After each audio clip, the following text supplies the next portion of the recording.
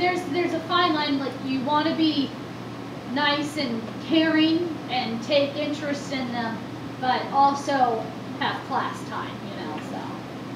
Yeah, and you'll learn. Just find the balance. Yeah, you'll learn, and there's always going to be that handful, or maybe it's just one kid that almost the entire class hands raised, which is good because they're curious. It's an inquisitive mind, but half the time that's going to be stuff that has absolutely nothing to do with what you're trying to accomplish. And there will be situations where maybe a kid just needs somebody to talk to.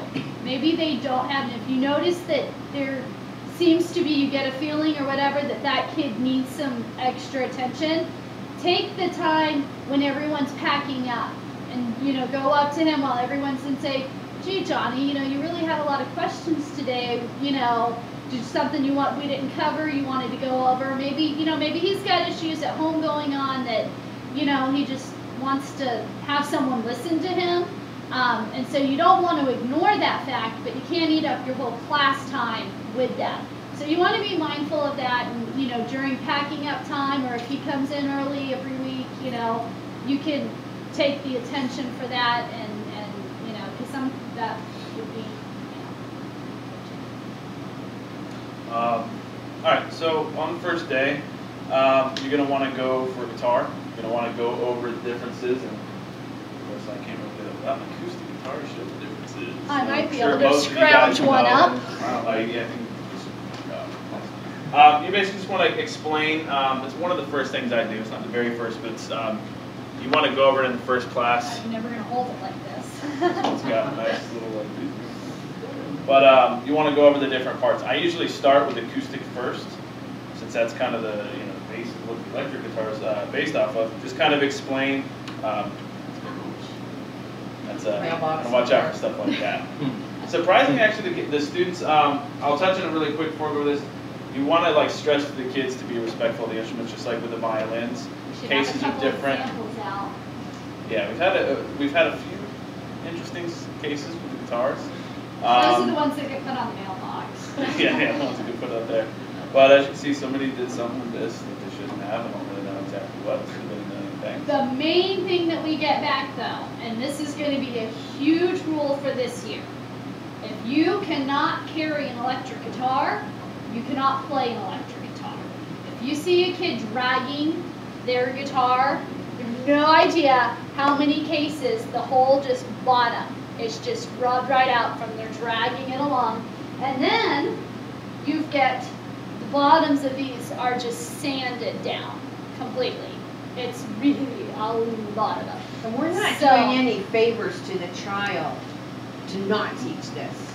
Exactly. Right. You know, that they need just to is learn part how to of take care of lessons for so when they get their own. If you notice a kid's always dragging it, always, you know, doing that, they can't carry it or whatever, then they're going to get switched to electric, and tell them, you know, in a month again, maybe we can try it again, see if you're ready.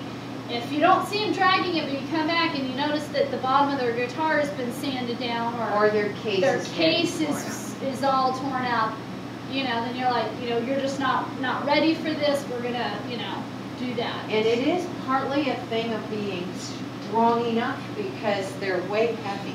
And you look at the book bags that the kids have to carry and all that to school. It's not good for them to do it. Sometimes it's up and down the stairs. So, and we will hopefully have some smaller electric guitars that are made out of a different material, so they're a lot lighter.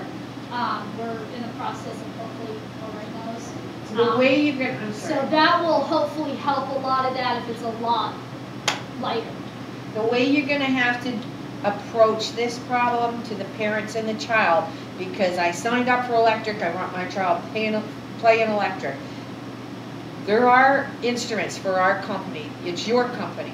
You know, that's the more money that has to go into repairs or purchasing more, that comes out of the whole group for, you know, for starters. But it's also a safety issue, and that is what you're going to have to say to parents or students. If you can't hold the instrument and you kind of put it out there and it makes it like a macho thing too, oh, I'm big enough, you know what I mean? Then you have to show us that you're strong enough to carry it. and it's for the safety of the child too, because if they're dragging it, they could trip over it. They've got the belt things that hang from it, and so if you got a parent griping or giving you some grief that their child got switched, it's for the safety of the child. It's just under our insurance things. The instruments are insured, and we want to ensure the safety of the child too, and we know you want your child to be safe. And yes, we'd like them to get their perfect dream of which guitar they want to play, but your child's safety is more important to us. And so when they're strong enough and they develop that strength, maybe in a few months, maybe next year, I don't know, it just depends on how that child's growth goes or whatever. When they're strong enough, then they can. Probably if you do one or two in a class, the others are going to start carrying them. And I think in most cases, it's not necessarily a strength issue or a size issue. No, it's a lazy issue. But you can't tell the parent that. Yeah. Your kid's lazy. But if you approach it from the beginning, it was something we did not anticipate. So we didn't instruct kids. I just never assumed that a kid would drag a guitar halfway down the block. It just until we started getting them back at the end there, and we're like, oh great, like what happened?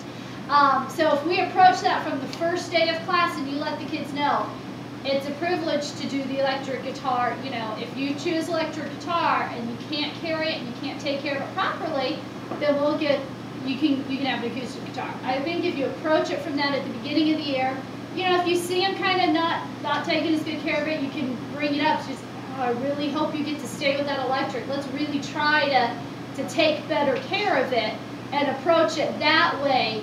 Then it's just going to teach them that they need to do that correctly. So on that, you want to kind of, a good thing to do would be to just head that up right off the bat before you even really go into explaining the parts of the guitar. Explain the parts of the guitar. You want to just tell them that, go over taking care of their instrument, go over the policy on the electric that we just talked about. And then I'll usually start them off just kind of explaining what a guitar is made of. Teach them the strings, E, B, G, D, A, E. Of course, it's not in tune. Yeah. So, and I'll explain, that this is the first string, second, and go over all those things. Because the first couple songs that they're doing are just using those open strings. Like I said, the concert song is pretty much the same, very similar for guitars, at least for violin. I'll explain what the frets are, explain the neck, headstock, tuners, the body, the bridge. You don't really have to go over like every little detail of bridge pins and every single piece. It depends. Some kids want to know that stuff and they'll ask. They'll raise their hand, what's that little weird thing? And then you tell them, whatever. So you want to go, if they're inquisitive about it, by all means go over the little details, but just kind of go over the general layout of the instrument.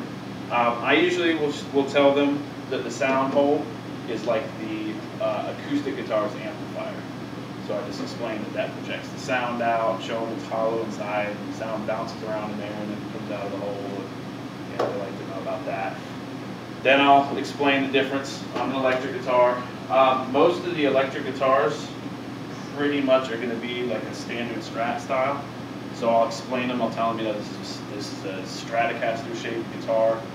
There's going to be a few different ones. Occasionally students bring in their own instrument, so they may have something completely different. But I'll just use this as a guideline, show them. Of course, they're going to want to know what these are. That's one of the first things. What are those things?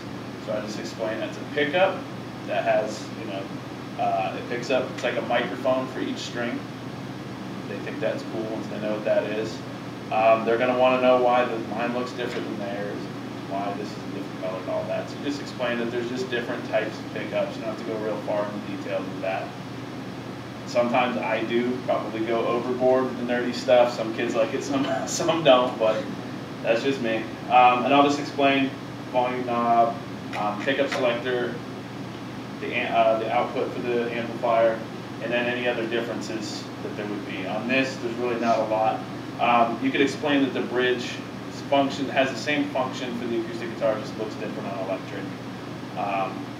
You'll probably get, probably almost every first day, some kid's going to be like, where's your whammy bar? Because they're used to Guitar Hero, so they want to see a whammy bar. We don't give the kids whammy bars because that would be a nightmare. breaking strings and be way out of tune more than it's going to happen anyways. And so you just explain to them. Usually I'll end up bringing in a whammy bar.